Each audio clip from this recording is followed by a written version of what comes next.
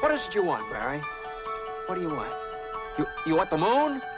Just say the word and I'll throw a lasso around it and pull it down. Ladies and gentlemen, boys and girls, dying times here. Come with me if you want to live. That's it, man. Game over, man. Game over. The Force will be with you, always. Ladies and gentlemen, welcome back to 20th Century Geek. I'm your regular host, Scott Weatherly, and our Chucky marathon continues. We're up to the end of the Child's Play trilogy with Child's Play 3, and I'm joined by Dave Horrocks of, I was going to say, Comics in Motion, but also everything else. Yeah. How you doing? So, Dave, how you doing? I'm very good, sir. So the VHS Strikes Back is probably my go-to at the minute. I will one day, go back to Comics in Motion and restart that one off. But yeah, doing fantastic. Thank you very much for inviting me on. I jumped at the chance to talk about this particular movie because I can pinpoint when it happened because of the wider picture, but I'd never actually watched it. And then I started watching it and I was thinking, I picked the wrong one here, didn't I? But I'm sure we'll get into that. Yes. It's yeah, because we've done Child's Play 1 or Child's Play, which from 1988, which is it's more of a voodoo horror film than a slasher. Child's Play 2, I spoke to talk with Dave, and was a lot of fun. I really enjoy it. It's a very silly Dan, film. I'm Dave. Sorry, with Spider Dan, and yeah, it was a lot of fun. It's a silly film, but it's kind of fun. And then within a year, that was 1990, and this is 1991. We have Child's Play 3, and kind of rushed into production, which I think shows in some little bits of it. But also in this country, at least, wasn't readily available on VHS because of, I thought, one, but you've actually introduced us another case. So we're not going to go full true crime. We're not going to become a true crime broadcast, but we are going to go through. But just to give context, set 8 years after the events of Child's Play 2, Andy Barclay has now grown up and is ready and being sent off to military school, Kent Military School, to be put in his place and made a proper man. However, also at the same time, Play Pals, the child toy making company, are ready to restart making the good guy dolls and opening up their factory. And so the film opens with them cleaning out the factory, and all the bits and pieces, including a big lump of plastic without a head that was Chucky at the end of 2. And as the pincers go into it, it pierces it, he starts to bleed, and his blood seeps into the plastic, and he is reborn as a new good guy doll.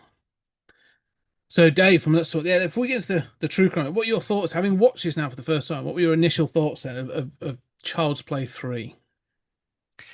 Well, I think I had seen the first one. I do vaguely remember different things that happened, and I mean, honestly, you're going back to the late 80s, and I don't know why I do it to myself, but I never liked horror movies. They always scared the shit out of me.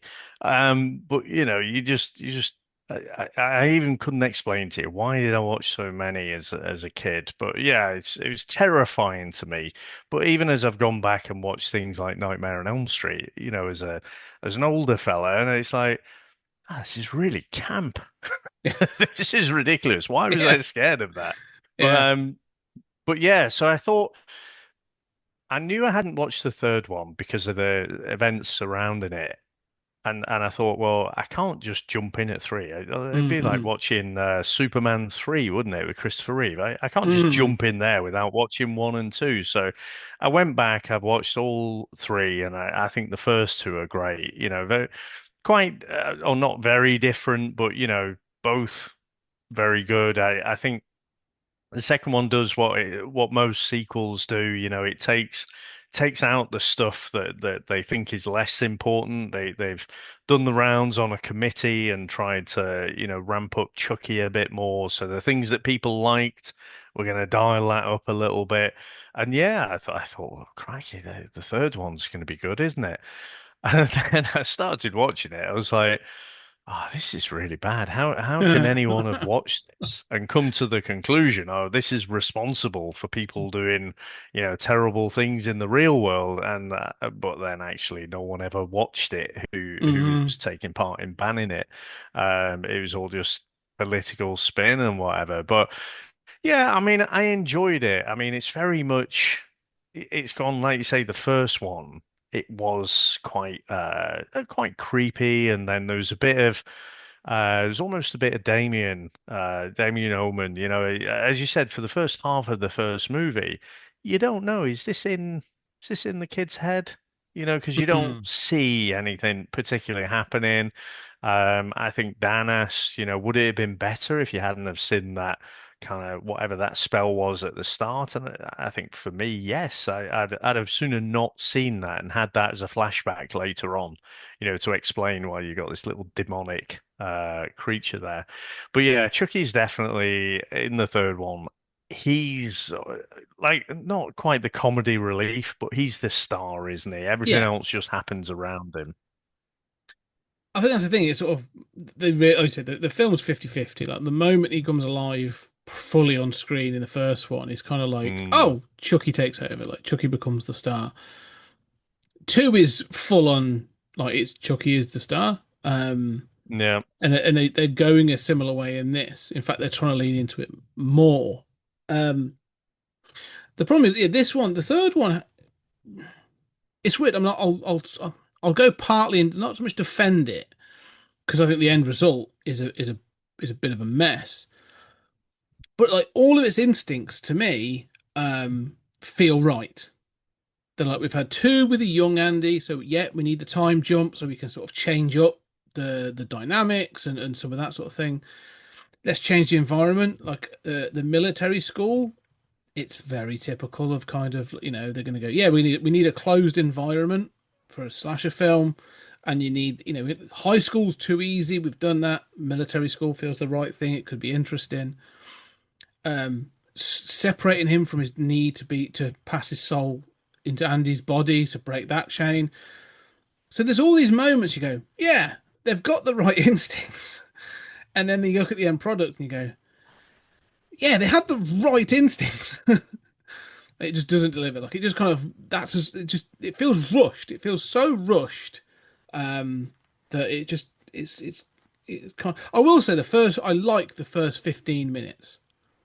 Hmm. The whole thing of them clearing out the factory and the opening with the mask then screams and then this kind of almost satire of corporate toy makers that are kind of like Yeah. doesn't matter what we're making. Could be cars, could be toys, could be weapons. Like it doesn't matter. We're all just selling. Yeah. And kids are consumers in training and all that kind of stuff. And then the Chucky attack in the office. All that is good. I love all that. It's good. Mm. That bit, I don't know. It works for me. And then, like you say, it starts to just become kind of very mediocre. I mean, they were definitely pushing it as a studio, weren't they? Bands have this problem with they call it like the sophomore album, don't they? Because Mm, they've gone through all of that time to try and get signed. They've done the rounds on the circuit, they've got signed, they've honed their craft, but they've got for that first album, they've got years worth of all their best material packed into that first album. yeah. And then the studio's like, brilliant, it's a success. Where's the next one? And like, oh, fucking hell, you've got, well, in the olden days, it would be months now, it's probably years now, but then it's a struggle. And Mm, also the struggles of life that you had to get to that point aren't the same now because you fucking minted and, having a great life. So, yeah, I think with this one, it was very clearly, they had half ideas. I yeah. agree about the first 15 minutes. Weirdly, again, this is when I started watching it, I'm like, oh God, I've messed up here. Because like I say, I'd watched the first two and really liked them. Mm, And the first one was almost like a cross between like a demonic Charlie and the Chocolate Factory and Batman Returns or something.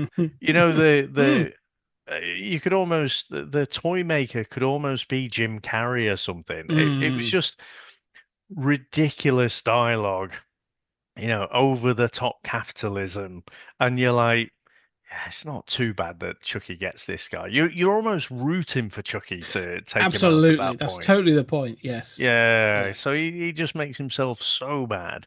So so yeah, it was a strong opening, and again, if I had watched this at the time, I'd have been constantly worried, like if I was somewhere that wasn't an open space, checking if anything can Mm-hmm. reach and slice open my Achilles tendons or something. But yeah, I mean, I just, I say the movie was a massive drop off. I still did enjoy it. I Yeah. still really love that transition where you've got the good guys, smiley face, hi, I'm Chucky. Or I love the bit later because, oh, wrote it down. Was it Tommy? Was it? Tyler, the little boy. No, no, but the the replacement doll, if you like, wasn't Oh, in the Chucky, second was it? one.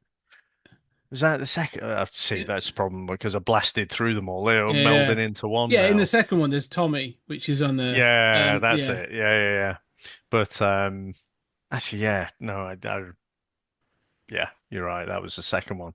But yeah. So yeah, really strong opening. But then it almost moves away uh from a horror movie, and for a Mm, while it becomes like an after-school special or yeah. something about being in military school. Yeah.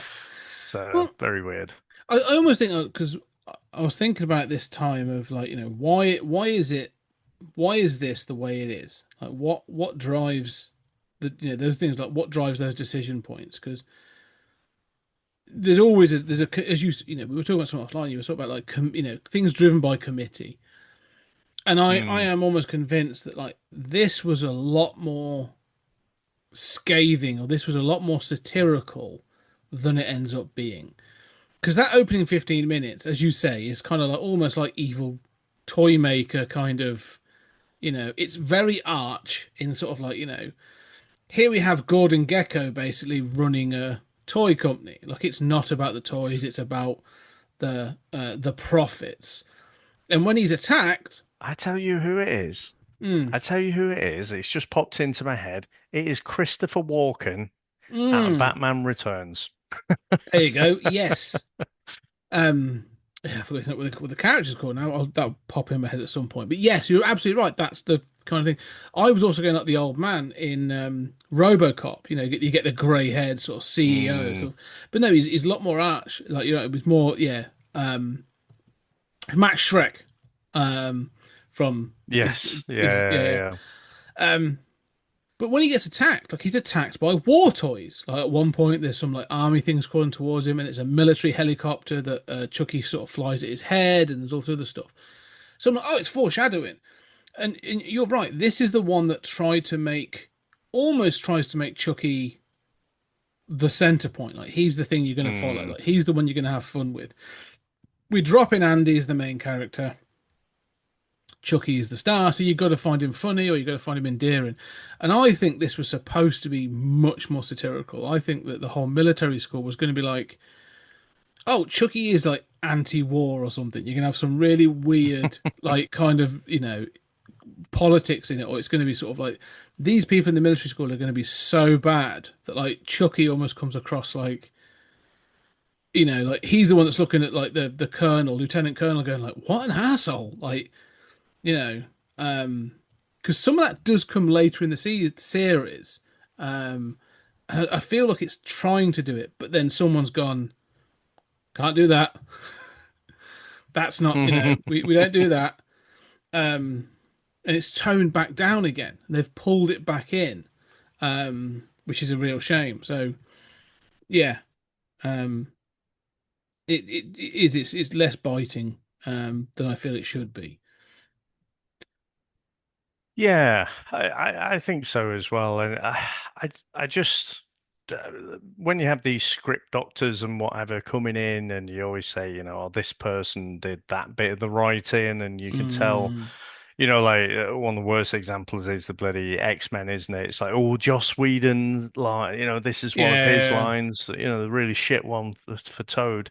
Um, I don't think there was enough time for that. This was just obviously the studio pushing. It's like, well, the first one was what, 88, and then Hmm. the second one's 89. So you say, right, then this one's 91. And I think the time jump was almost like a time box decision. It's like, oh, if we do it, I fucking can't figure out what I could do with a kid again. Oh, let's just make him older and put him in a different context or something. Absolutely. That's yeah. Like, and I think there's some thought been gone into it, but like you're right. This is kind of like we can't keep bringing back Alex Vincent for like kids actually got to go to school at some point. We can't just keep Yeah. making films with him. Um, but again, like, again, we should highlight this is 1991. This is the tail end. I mean, of the slasher, the initial sort of slasher wave. Mm. And this is the kind of area of like the shit Freddy films. This is Friday. This is sort of like the Final Nightmare. This is Friday the 13th Part 8, or and what's the final Jason movie called? The sort of all that kind of. This is that territory of like when they are desperately trying to sort of do something different, and even like Halloween just dies a death. Like you get Halloween like 5 and stuff where it's just sort of it's just garbage. Um, and so yeah, it's not surprising that this is struggling because it's not just in the context of the Child's Play films. This is the context of that wider slasher thing of going like everything's been done. Yeah. We've had sort of killers on in every context of like I mean this is almost Nightmare on Elm Street 3. Which is like, right, we have a mental institute with kids. Mm. Oh, it's a military academy with kids trapped in it. Like, it's just it's the same shit, different institute. Yeah. Um, so yeah, I can see all the struggles that it was facing to be fresh. Mm. Um, Yeah, and I guess you had a kind of 5 year dead zone, didn't you, really, for slasher type movies? Because I think it mm, was 96 was Scream, mm. so where it kind of got a new lease of life. But yeah, I mean, I went back as well. Did you ever watch Freddy's Nightmares? It was like a The TV TV show, yeah, format. yeah. It, Oh, it's on Plex, if is you wanted it? to go and watch it there. And I'm watching it and I'm like, where is the horror? It was just like a regular Saturday afternoon crap TV show or something. And then Freddie just says some stupid shit at the start, it was all very weird. But I've had the same yeah. reaction. I've been watching the Tales from the Crypt, Oh, right. and I've been Yeah, yeah. watching those, and they're very similar. Where it's sort of like, oh, the Crypt Keeper comes on. I love the Crypt Keeper. He's funny and Mm, gross and all sorts of. And then you have this kind of very mediocre episode that has a kind of horror-ish twist at the end, and you're like, oh, this isn't very good. Like, I yeah. feel like I've been kind of conned on this. This isn't what I was. And I think yeah, so I think this is it. Like this is it, this era. Like it's kind of like it's got to be glossy and it's got to do these things, but it's also you know um struggling to sort of not be anything that's gone before it because Mm. it's all been done in a very sort of short window. Um, Yeah, I think that for me, and Barrett, I have only watched it the once. Where it failed for me is in the first two, you've got the kid, and he's kind of, he's a kid, isn't he? So mm, you've got that kind of protective gene sort of kicks in a bit, and it's like, oh, I hope the kid gets away. But when they're adults, you care a bit less about them, don't you? So. I didn't really care for Andy's peril at all, mm, and I think that's where it failed. You never had that same sense, and in the first one with the mother, I mean, one of the favorite scenes, and again, I don't know. As I get older, maybe I'm enjoying horror movies a bit more.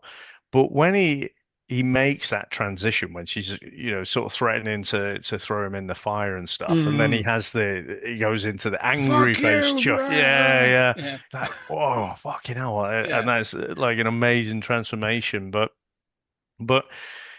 in this one, I'm just like. really care if Andy lives or dies. I mean, Tyler, even though, he's a little kid, he's little shit as well. Like, he That's literally knew, this yeah. thing was for Andy, and then he just fucking robbed it.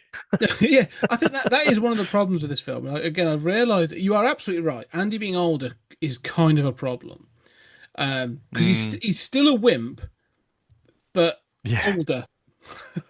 Um, but the other problem is Tyler is a problem. Alex Vincent, when he was little, and they used young Alex Vincent for as Andy for the first two films, Mm, I would suggest he's a better actor. But also because he's in this kind of position of naivety, he does the bad things, but he's kind of influenced by Chucky in the first one. Like he bunks off school and he does all these bits and pieces. And then in the second one, you feel for him because he's put in these positions of peril. Like in the first mm, one, he's on his own. In the second one, he's in this foster home, and so he's still kind of mm, alone. So he's in these positions of peril, and he has to protect himself. You're right, Tyler. Firstly, Jeremy Silvers, who plays him, not a great actor as a kid. yeah. Like it's kind of stumped, but also like you're right. He's just a little tosspot. Like he steals it, Yeah. and then when Andy confronts him on it, he's like, "No, he's mine now. Find his Yeah. keepers." And you're like, "You are just a little shit." Like this is like, Yeah. but also as you say, they're in a military school, so I don't really feel like the peril. Like they Yeah. keep sort of pulling out knives and stuff, and I'm going, "Cool, cool." Then we find out there's a cupboard full of rifles. Yeah. I'm going like, why did no one just go get one of these? Like this could have sorted Yeah. itself out halfway through. Um, But yeah, also, I mean, Tyler's like about 10 years younger than everyone else. And it's all military school and everything, but he's there on his, I don't know, it's not a Game Boy, is it? But whatever the little device is that he's on. mm, And it's like, but you're in military school. Like, the context doesn't work here. And there were no other kids at his age. no. Oh, It was just there's one. literally him. One turns up later when they have to go on the games when they do the military games, Oh, yeah, and they go yeah, to the yeah. Red Right. Camp's Yeah. tent, and there's like all of a sudden there's like one other little kid in a tent, and you're like, Yeah. oh, surely this has like an age range thing. But the whole Yeah. military school feels so Harry Potter, and in the sense of Mm, like they've gone to military school, and I never see them at a lesson. yeah, They yeah, don't that's actually true. they don't actually do anything other than march, twizzle a gun, and that's Mm, that's literally it. Like you never see yeah, them. yeah. Like so, I'm like these might be good soldiers, but they're all thick as pig shit. Yeah. Haven't done anything. They've done no education. So Yeah. No, I agree. And even like say in that middle section, really, that middle act, just even though still a short movie, it does go for long periods where you're not really sure. We're talking about Andy being the main kind of protagonist, mm, but again, for long periods, he's not really the center of things. I mean, no, when one of my favorite kills in this one is the like the garbage truck mm, because I mean basically like in the first couple you can kind of understand or not you can empathize with him but you understand what Chucky's going for. He's trying to, you know, it's gonna sound wrong, but get into Andy's body, take over yeah. his body and get All his out of actions are directed towards a single yeah. objective. Yeah. Whereas the garbage truck guy, there was no there was no benefits to that No. really. It was just like he'd got out of the garbage truck. He could have just been on his way. W- it brought a load of attention through all the screams and everything. So, Mm. there was no real benefit to him there. It was just Chucky being a little see you next Tuesday, to be honest. So, yeah, that's kind of why I liked it. But yeah, again, it just seemed to fleetingly sort of dip into Andy's story and then it spends a bit of time with Tyler and then, some of the other people there. And I just lacked a bit of direction and a focal point. Well, and that's I absolutely agree on that because I think one of the problems this has is Chucky's direction. Chucky's objective now is Tyler. So Mm, Yeah. Tyler is the MacGuffin that's being chased down now for the majority of the movie. But they don't want to let go of Andy, so they've you've got to keep Andy around. But they want to give Andy sort of like, well, he's a coming of age, so he's got to have a bit of a love story, and he's got to also sort of deal with the bullies at the school because he's in a school, so you've got to deal with Yeah. the school tropes. So you have all those, and you go, cool. Do they amount to anything? Well, not really, but like the bully will get his comeuppance at the end because he's shot. And you go, all right, cool, but yeah, it doesn't. It all feels very tropey, doesn't it? Like it doesn't Mm, really add up to much. So I agree, when Chucky is just doing Chucky, mm. it's more fun. I mean, actually, my favourite one is Charles. I say Charles Grodin. It's not Charles Grodin. Charles Robinson, who I know from like Hellraiser and Dirty Harry. He's the barber, Oh, the yes. sadistic Yeah, barber, yeah. and obviously he goes around sort of like he cuts their hair and he'll go around at that lunch break and it's like Monday. He's clearly like that guy should not be left alone Mm, with yeah. scissors and children. Um, but Yeah. yeah, the when he's killed because he sort of shaves everyone's head and it's like presto, you're bald. And so when he goes to sort of shave Chucky's head and Chucky kills him with a razor blade, it's like presto, you're dead. Yeah. Like it's not funny, but I laugh. Like I find it. It's not clever, but I find it funny, and I'm like, yeah, this is that campy, arch, silly, um, thing I'm expecting from sort of late stage slasher films. This is the silliness. Mm, Like, go for the more you lean into this, the more I enjoy it. mm. I think that's sort of yeah. There's some bits of that I kind of enjoy. I think a lot of it is to do with the delivery as well, isn't it? I mean, the voice acting, it's that Brad, I always Brad get his second Dourif. name, Dorif, yeah. Mm. So it's just the way he delivers it. I think it gives him that kind of not empathy, but you sort of it makes it funny if you know what I mean. It's not the line itself, but I also think, again, it is slightly silly because I always think, if you zoom the camera out, Mm.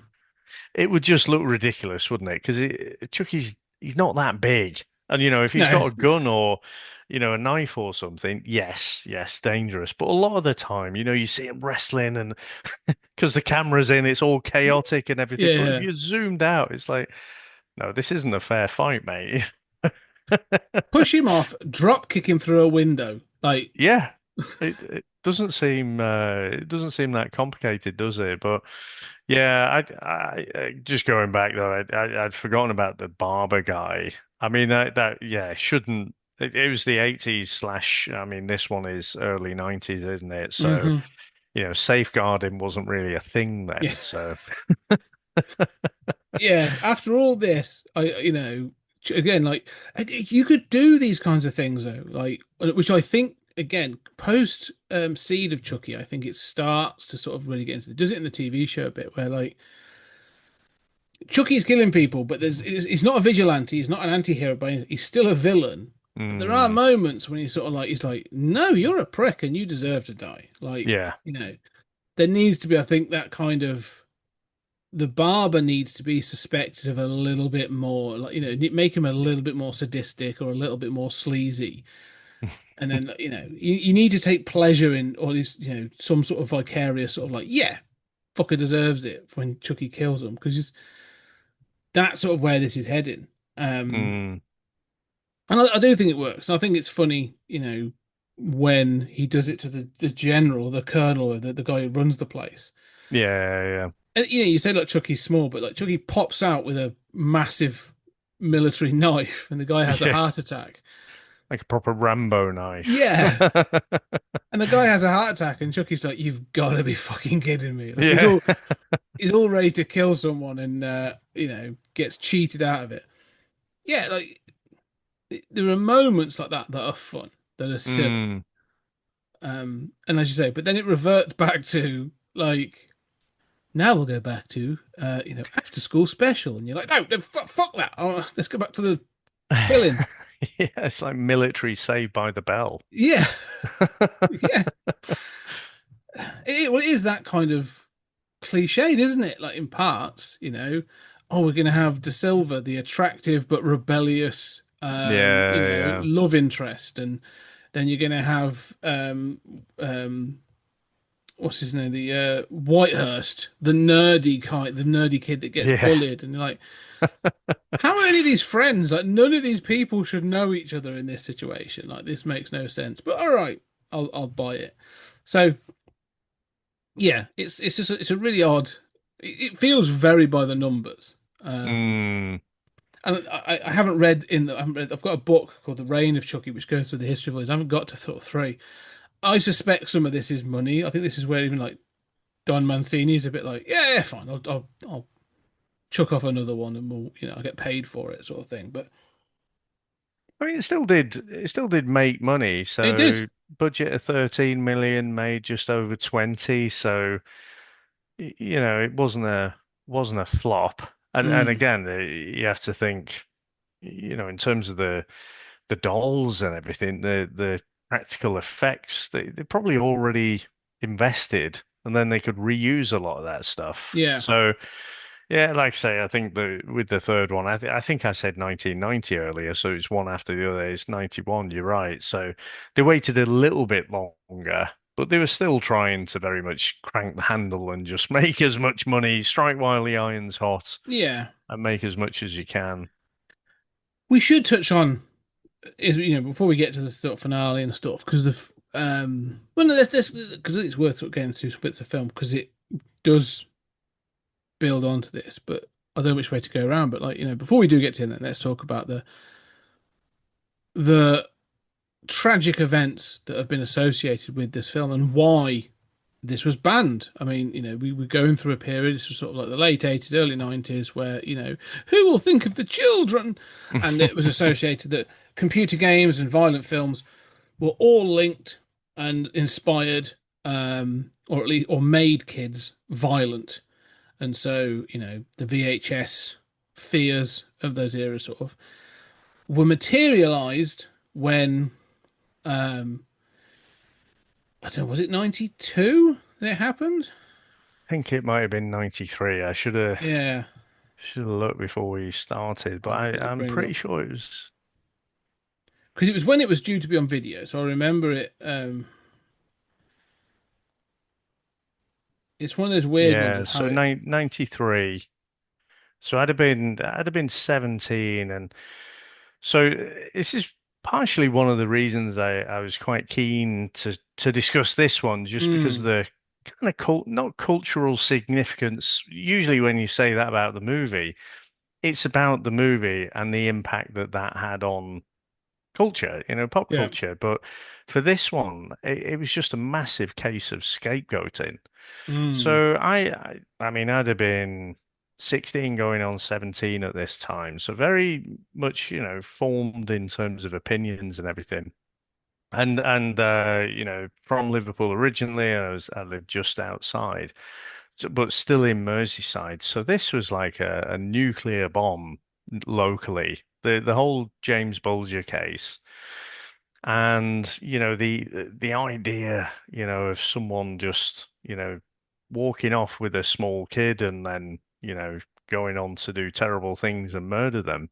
Now, I was too young to really remember the whole video nasties debacle that happened in the early 80s. mm, But when I don't know if you're the same, but as I get older, you know, even going back even to before I was born doesn't seem that long ago. If I think in terms of history, or decade jumps, and mm-hmm. I think, oh, that is part of the same trend. So the whole, video nasties thing was ridiculous, but you had videos being banned and people giving opinions of them, having never watched the movies or anything, and it was just ridiculous what happened there. But very much driven by the kind of conservative slash right wing media at the time about all just scapegoat. It's the movies. All society's ills are very much, the movies. and ignoring the fact that, there was massive civil unrest around that time. So in Liverpool, you had the Toxteth riots, which happened around 81. There's with industries like the shipbuilding industry and stuff going out of the area, then Mm. that just disappears. And I've seen the same happen with the coal industry, the steel industry, and the up in Yorkshire, places like Scunthorpe. You just had a whole industry collapse, and you've had not just the industry, but it's all the industries around it as well, the shops, the people who deliver food, all these, this whole community, is reliant on this thing. And then, the Conservative government at the time were just like, oh, we'll just put Liverpool into a managed decline. We're not gonna, we believe in the free market, so we're not gonna give handouts or anything. People will just have to fend for themselves. It'll sort itself out, kind of deal, won't it? Exactly. The Yeah. free market will sort out this problem. Was the opinion at the time. So you did have quite a lot of deprived areas, a lot of poverty. So I'm not saying something like, a violent crime is Mm. inevitable. It's not. But also, you look at the society problems at the time, and you're like, well, yeah, it is going to be inevitable. Bad things are going to happen because people have got no money. There's going to be crime's going to be up. Um, but something terrible like that happens, and it's like, oh yes, it's the video though. And there's almost this whitewashing of everything else of society's ills. And it's like, yeah, it's because they watched a bad movie and then they wanted to recreate it. And it blows my mind. And I'd love to say, I was enlightened and saw through it all at the time, but I didn't really have enough life experience to have an opinion on it. I was just like, oh, these kids obviously watched this movie and did these terrible things. Well, maybe these movies are a bad thing, and it's ridiculous. They didn't even watch the movie. It was just a convenient thing at the time. And so yeah, it's just really interesting, like I say, because I was so close to it when it happened at the time. Um, so this, I mean, until the day I die, quite honestly, this film, unfortunately, will be synonymous with that crime, and I can't, it's imprinted on my head. I can't, mistake the two. I can't decouple the two, Mm. but it makes it even more ridiculous when I watch it. Yeah, you go. So, This is it's well, just so weird to make that connection. just on this. I mean, this is Wikipedia, so take it with a Yeah, yeah. grain of salt. But it says some British tabloid newspapers claim the attack on Bulger was inspired by the film Child's Play 3, specifically a scene depicting the doll Chucky being splattered with blue paint during a paintball game. Kind of that's kind of minimalizing the Yeah, thing, yeah. but this led to them to campaign for tighter regulations on video nasties, while police investigation found that Child's Play 3 was among the films that the Venables' father had rented in the months prior to the killing. There was no evidence that Venables ever watched it. Police reviewed some 200 titles rented by the Venables family and concluded there was nothing, no scene or plot or dialogue where they could put a finger on and freeze button and say that is what influenced the boys. So it's a complete nonsense. Now, one of the things I should say, it says the tabloid news. I still remember, and I googled it to see it. The cover of Child's Play 3, you have it behind your Hmm. head on the thing. Yeah, yeah. The big the big face of Chucky with the blood trickling down the mouth, the red eyes. That was my introduction to Chucky, and Mm, where it came from was the front cover of the Sun. And I remember going to a news because I mean, not to say you are if you're older than I am. I was 12 in '93, so mm, I was 11 at the time of the time of the attack. And I remember going to the newspaper and seeing it on the front of the Sun, big picture of Chucky's face, that Child's Play 3 cover, mm. and them saying, horror movie influences killing, and this whole sort of big article about it. And it didn't just talk about Chucky; it talked about Freddy, and it talked about then it went back and talked about some other killing, Texas Chainsaw Massacre. I vividly remember this. I Mm. had the articles referenced in a book I read not too long ago about it. It was about slashers, and it was basically it wanted to reignite this whole video nasties thing. Didn't work on me because I just went, that looks fucking cool, that does. Yeah. 11-year-old me says, I'll have to seek how that out. how do I get to watch this film?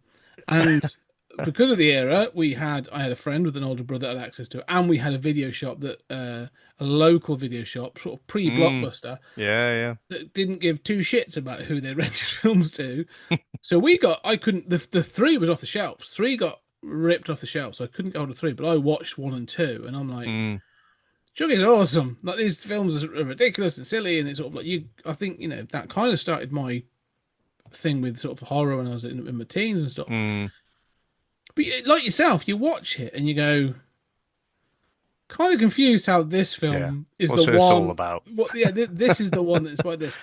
And then there are other films that came out around this period that you go, yeah, maybe that one I could sort of see or whatever. But like, Mm, again, we were talking off air before we started about this kind of the easy answers for societal problems and mm, where they get offered from. And unsurprisingly, The Sun was like bad movies, films bad, kind of that kind of Luddite kind of response to it. mm, But it got taken up. There was things were there was protests, sort of like those sorts of like mothers protecting it or mothers against horror and all those kinds of things. mm. The Catholic Coalition took it up and all this other stuff.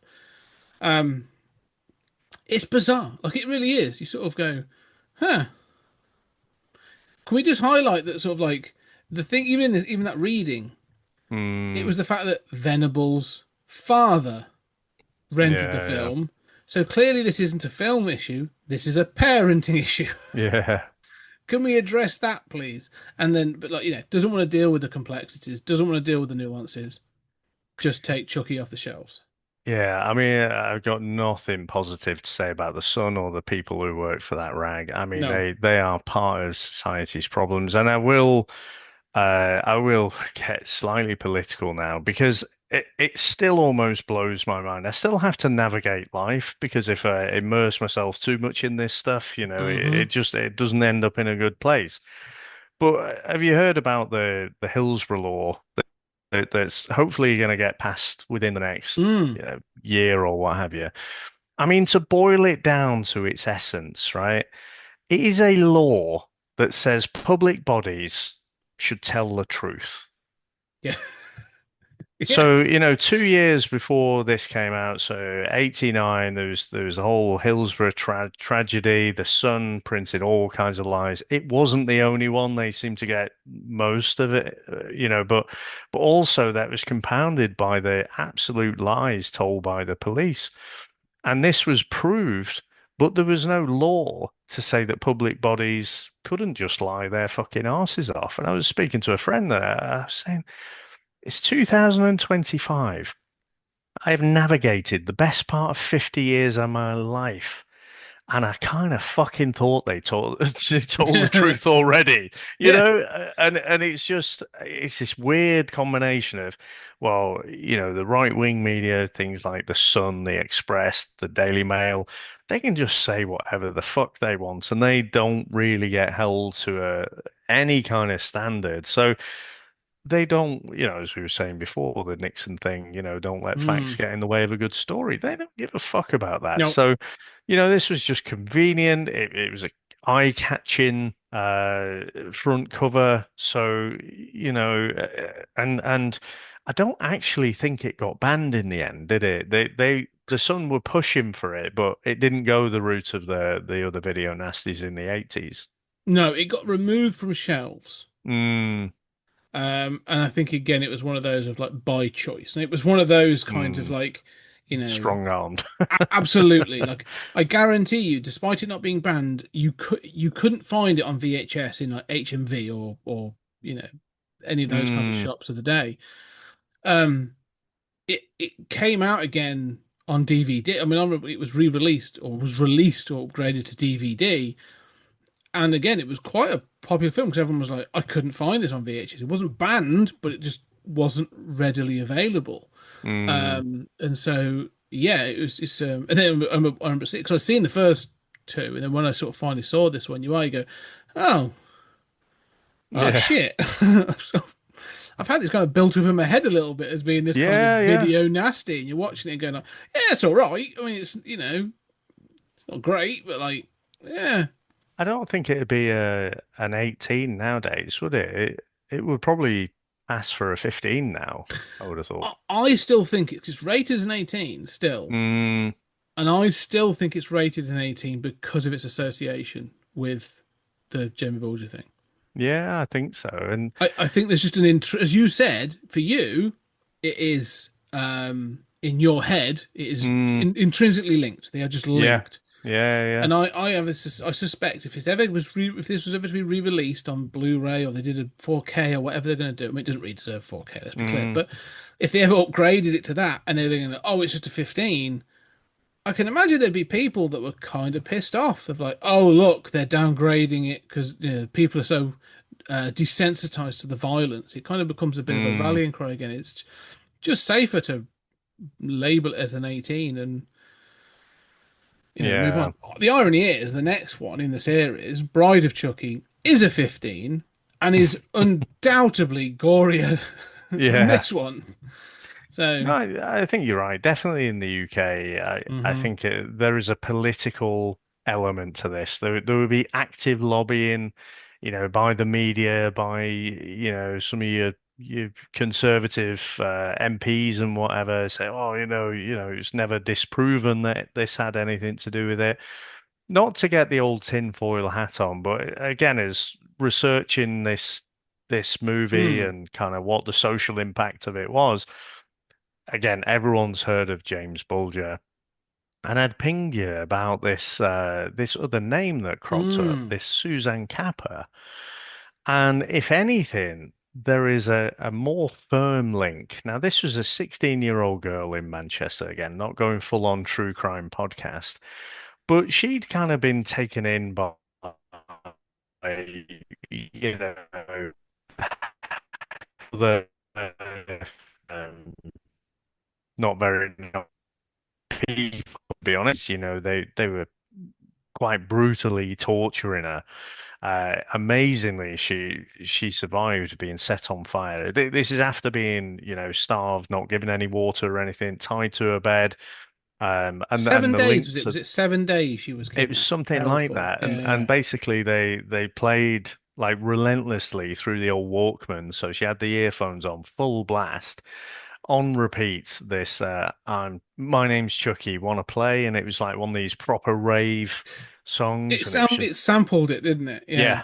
yeah, and so just relentlessly played, and then they took her out. They knew like she'd spill the beans on all the torture stuff if she ever got out, so they decided to kill her, set her on fire, pushed her over the side of I can't remember, not a cliff, but some a bit smaller than a cliff. Mm. Amazingly, she survived, was able to, or survived for a little bit, was able to tell the story, and then just succumb of her injuries. Now that happened 2 months before Mm. the James Bulger thing. And I can only think it is one of the most terrible things, one of the most terrible crimes I've ever heard. And I think it's deliberately sort of brushed to the side because it'd almost take away the narrative I agree. that, this particular movie, well, it turned these boys, and it was like a one-off, wasn't it? There was no systematic society problem at all. Society was fine. It was just these individual, one-off, evil little people, and that's it. Close the case on that one. Off you go. Well, it's one of those to say because the motives of the is it I was about to say Terry Venables, not Terry Venables at all. It was John John Venables, Venables. Yeah, John Venables, and what was the other one? I The, can't remember, anyway, but it's Venables who always sticks in my mind as yeah, well. but Um, the torture, the whole thing is um John Venables and Robert Thompson. There you go. Just so we that was speak it. of the Yeah. the motives is kind of still a little bit murky. Like Mm, there are suggestions of, sexual intent. There's a sort of like just psychopathy and other different things. Like it's still relatively murky. This other one, as you say, sort of kind of ruins the narrative because it was petty, vile horribleness. Mm. Like the 16-year-old girl, they were like, oh, I don't know, she gave them pubic lice, and then But they were some, all sleeping with each other, yeah, except for her. But she yeah, somehow got blamed because they thought she'd slept on a mattress, and that's how they thought, they it got was it, picked up. Yeah, yeah. And then she apparently had stolen one of the like a duffel coat from one of them, and then there was something, yeah. but they're all like really petty things, Mm, and then it results in this absolute horrendous, torturous attack. And as mm, you say, you go, okay, well, let's have a look at that. And then you have this. mm, And, that doesn't stack up. Like, it's yeah, clearly not this. They weren't influenced by a film. Yes, there's the child's play sort of involvement, but that's, to be fair, could have been any um, fucking rave track. any rave track. Yeah, it was Yeah. just so happens to be that one. So like, yeah, as you say, it kind of ruins the narrative. I also Mm, think the thing with the Jamie Bulger thing is the age. yeah, yeah. Obviously, Jamie Bulger, a very young child, attacked by two kids, Mm, like young kids. I mean, I haven't got their ages on here, but like, something like 13-ish, wasn't it? It wasn't yeah, old. and 10-year-olds. They were both 10. Mm, So, two 10-year-old boys, and he was a 2-year-old boy. So it's this kind of like childhood, the teenage thing with the other person. You get this kind of thing of like, it's a little bit seedy, it's a little bit weird. As you said, they come from there's a bit of kind of social deprivation involved and all that kind of thing. mm, It's the wrong side of the tracks, if you will. This is two 10-year-old boys and a 2-year-old. It's that there's that innocence of youth is kind of ripped away with the whole thing as well. mm, And I think that's a part of it. Um, yeah, it's just bizarre to sort of but like you say, like it's this kind of easy answer. Oh, it's the film. It's the film. It's got to be the yeah. film. There's no other answer. It's the film. Um, and we should highlight on these shores. Obviously, this triggered it. Same year was because it didn't go unnoticed. Because the same year, 1993, Bill Clinton becomes president in America, and he actually puts in an awful lot of things about tighter, stricter regulations on the rating system in America, and puts tighter sort of restraints on studios and stuff like that. So actually, you'll notice in America, like the 18s and stuff, kind of or R-rated films. Like there's nothing NC-17. NC-17 kind of Mm, drops off a cliff and stuff. And this attack on Jamie Bulger was referenced by Bill Clinton, so mm, it had international ramifications. And there is this kind of thing of like children hurting other children, and so it had a real impact on the sort of the zeitgeist at the time. yeah. I think so. Crimes like that, it's no surprise. I didn't know the Clinton stuff, but I guess in the English speaking countries, that would be global news, wouldn't Mm, it? And things happening like I can't remember exactly what the story, but the baby being stolen by the dingo in Australia. That there are certain crimes with kids and stuff that it just blows up. The Madeleine McCann stuff, it does go pretty global, doesn't it? And I think it does not pull on the heartstrings. It does something to you, because they're so young, they absolutely can't do anything. They don't really have any agency, so that makes it for a more tragic story, I guess. mm. It is. It's yeah. It's kind of it is tragic and but I want you do kind of need to distance it, and it's there as this kind of sort of like social thing, but to sort of to bring it back round to the film. I remember one of the, because I want to sort of, you get to the ending of the film, there's war games are going to go on, red versus blues and all sort of stuff. And Chucky sort of replaces all of the red team's paintball bullets with real bullets. and then they go out and he sort of, the machinations, he sort of ends it up so he's able to get hold of Tyler, and then there's a sort of a moment where the blue team and red team are in the same location, and red open fire and kill this lieutenant colonel because they've got real bullets. And it's all, this is the moment where Chucky gets hit with blue paint because he gets hit the what's it. But the other thing that happens is Chucky then escapes, as does Tyler, and they go into a county fair, like a local fair, and they go into this thing, the Devil's Ride. And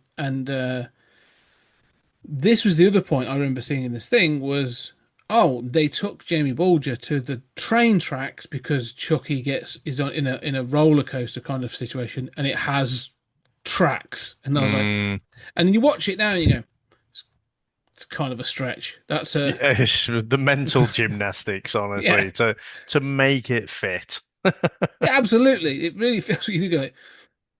I can imagine a journalist sat down going, "I've got to write this. This I know this is horseshit, but I've got to make this fit." But yeah, it's a nonsense. It's a tragedy. But even watching this end now, you're going like, this end's too camp. It's too silly. Even when I finally watch it, it makes me chuckle. There are things in this that I would, to get back into the campness of the film, I have other questions. Like this fairground ride has an insanely sharp scythe that falls down as part of the ride. I mean, that's not going to pass any health and safety standards at all, is it? No, it's like, it cuts off parts of Slices face off. It slices off Chucky's face. And then later it has these massive propeller fans. And, all these fans are doing is waving up a bit of smoke and a little bit of like confetti paper. Yet they're like industrial blenders. Again, it's a bit like you mentioned Tales from the Crypt or Creepshow or something like that. It does just veer into the ridiculousness. And again, I think that's probably just a bit, or maybe they're just leaning into the camp deliberately. But for me, it just feels a little bit, I don't know, lazy writing that you're just trying to create this thing. I mean, you've already got this voodoo demonic little person in this doll. That should be enough. You don't have to stretch anything else. Everything else is real world stuff. But yeah, it does. Again, I think that's what gives me the feeling of like Batman Returns or Yeah. something. Not quite Batman and Robin, but Batman Returns. That's around the space. But yeah, utterly ridiculous. And I felt like I don't know if it's because I'd binged the first couple, but by the time I got to the end, I just it felt quite formulaic, and I Yeah. didn't Oh. really feel like anything other than they'll they'll get away, and they'll sort of mostly kill Chucky until the next one. Mm. Well, it also has this kind of you use it. There's too much. It is kind of ridiculous. Like, but you're in a military school. The whole thing is based in a military school. Yet you have to introduce a fair at the Yeah. end, and there's a part of me going like, that seems a step too far. If you can't resolve this story, and you've shown that you have explosives in the film, Yeah. like, you have to introduce this fair. It really does feel like they were struggling for an idea. This is rushed and rushed. I mean, even at one point, Chucky throws a grenade, a live grenade, and Whitehurst sacrifices himself to save other people. And you're supposed to kind of feel like that this should be a big moment, like this should be a real tragedy. Like you've got to know this character, but it kind of passes so quickly, and nobody else seems to give a shit about it Yeah. when it happens. You go, oh, okay, that's a shame, and then it just rolls on, and nobody seems to care. It's a bit like Luke Skywalker with his aunt His and uncle. yeah, yeah, that's it. Oh, that's a shame. No, go join the rebellion. Onward and upward. Yeah, yeah. It definitely has that feel of kind of like, we'll move on, we'll move on. But yeah, taking it to the fair, I've always sort of felt like that feels like you couldn't think of a way of ending this in the military school. Like this should have stayed in the military school, Mm. and and it being a military school should have paid off in the way that Chucky is killed. And it, it's not, unfortunately, which is ridiculous.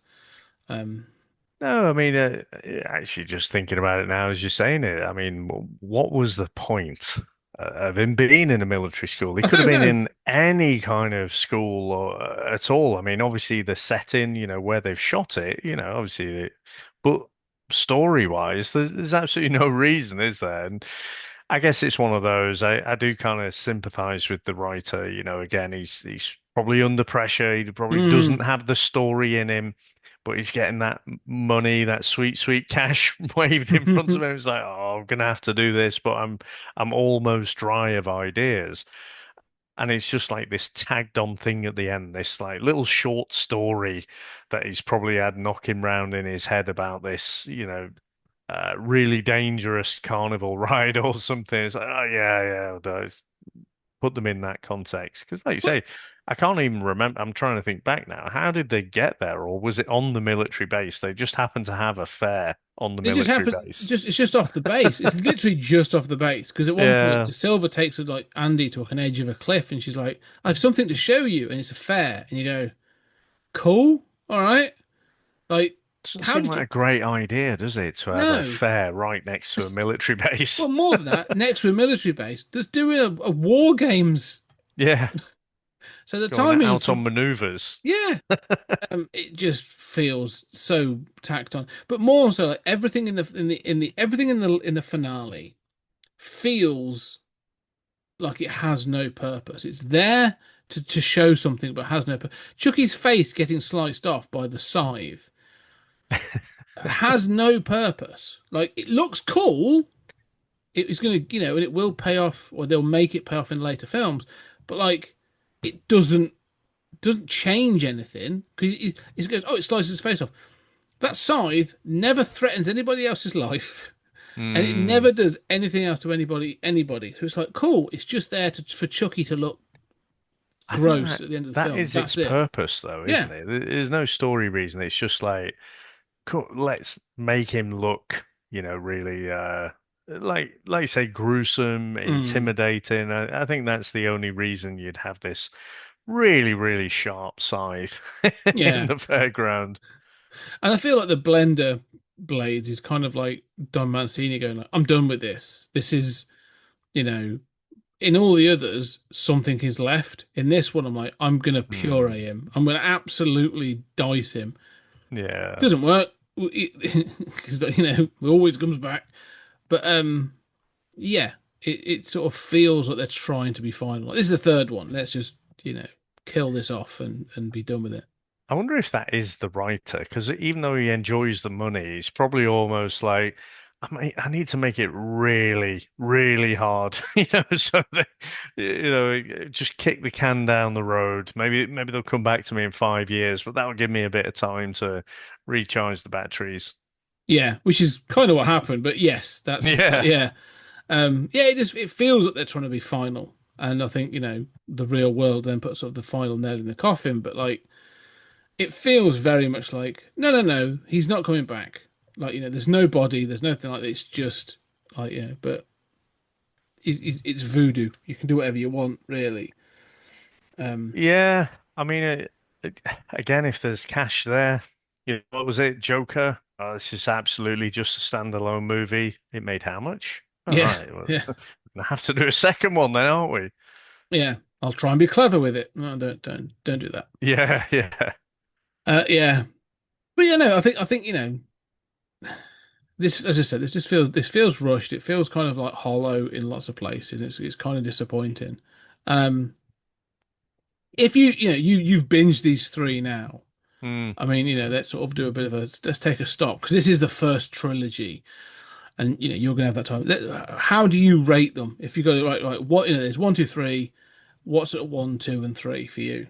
I think Occam's razor, the simplest answer is generally the right one. For me, it is one, two, and three. I Mm, do enjoy the second one. I think it's very, very close to the first one. But I like the intrigue. I like the suspense, the build Mm. up and everything. Whereas in the second one, understandably, they're more straight into it. But this one, like so many third films, just drops off quite significantly. I don't quite know why it is, but I guess maybe with the first one coming out, they didn't necessarily have a trilogy in mind. They were Mm-mm. just they did the second one on the back of the first one being so successful, and then again rinse and repeat. Oh, we need a third one. Keep wringing the or squeezing the pips out of this one. But yeah, I think one and two kind of up there, but then three is quite a bit down. But I still did enjoy it. Mm. I like the character, and like I say, it was almost good to get the monkey off my back in terms of actually watching it for being a movie rather Yeah. than being surrounded by this mythos about what I was programmed to think earlier in my life. Yeah. No, I think I'm the same. It is sort of like often it'll be. It depends on what mood, what I'm really after. Because Mm, sometimes I will put two, like one and two, are sort of interchangeable almost, depending on my mood. But three is always three. Like yeah, yeah. it, and it's as you say, it's quite a bit of a drop off.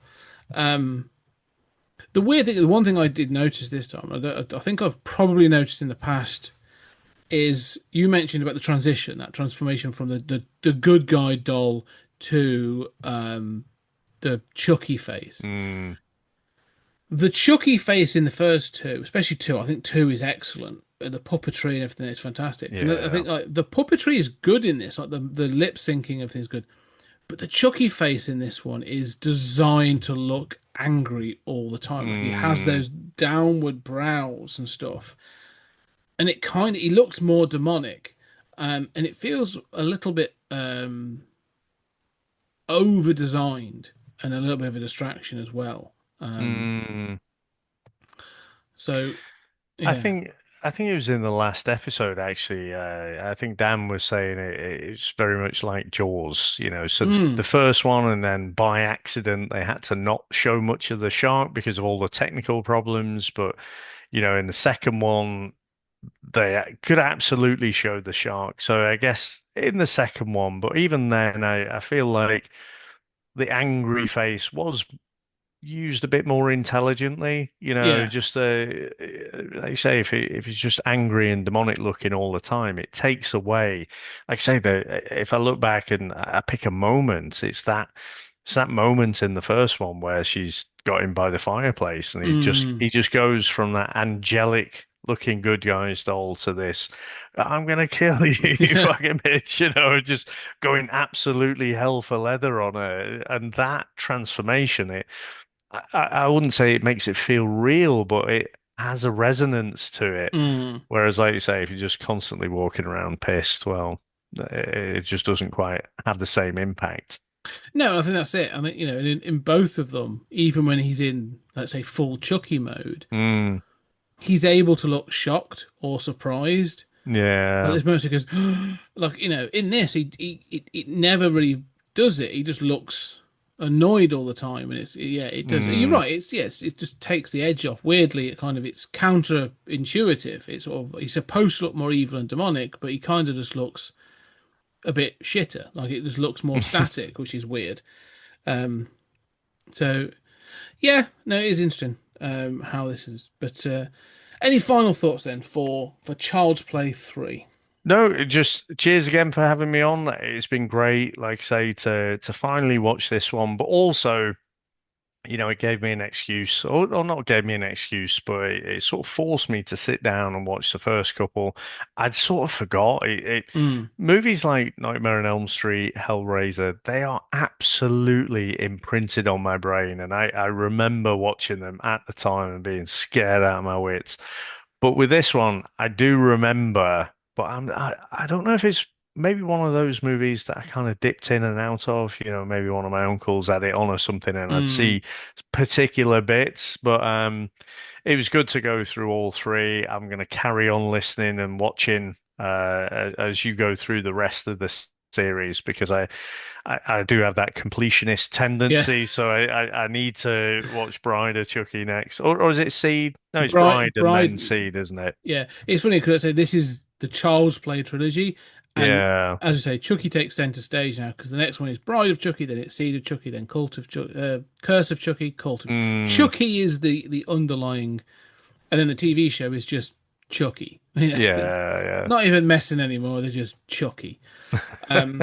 Yes, but no, the next one is a Jack's coming on to discuss that, and it's 1998. Matthew McConaughey's not in the background or something, is he? Or I don't know. No, uncredited maybe. Yeah. Something. But no, it's post Scream, so it follows in that kind of like that horror meta slasher sort of thing. Introduces the wonderful Jennifer Tilly, and it goes off in a whole different direction, and it's yeah. I mean that does get. I think I've seen that one actually. I not enough to remember it in its entirety, so I will rewatch it. But I mean, she'll always be the ex-wife in Liar Liar for me, but she's almost the same character in this one. Yeah. Oh no.